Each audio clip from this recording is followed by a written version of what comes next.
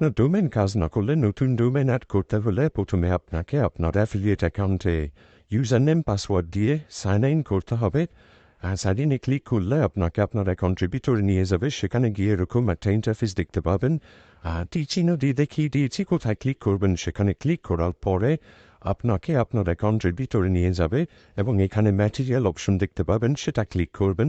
Click করার পরে আপনার লিঙ্কের ভিতরে নিয়ে যাবে এবং সেখানে আপনি নতুন লিঙ্ক, নতুন ডোমেনে আন্ডারে ক্লিক করতে হলে ক্রিয়েটে ক্লিক করবেন। ক্রিয়েটে ক্লিক করার পর আপনাকে এরকম একটা ইন্টারফেস দেখাবে এবং এখানে আপনি আপনার ডোমেনটা চেঞ্জ করতে পারবেন। আপনার আগের ডোমেন কাজ না করলে ক্লিক করবেন, এখানে আরও 2টা এক্সট্রা ডোমেন দেখাবে। যে কোনো একটা ডোমেন আপনি সিলেক্ট করবেন।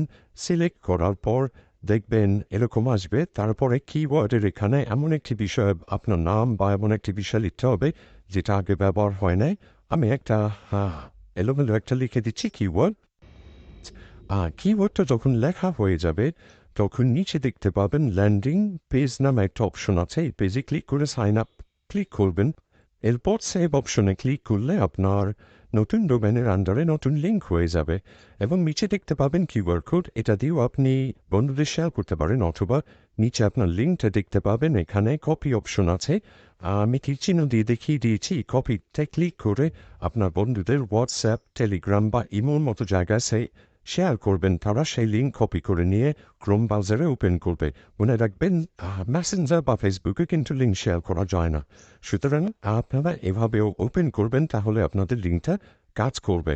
ধন্যবাদ সবাইকে।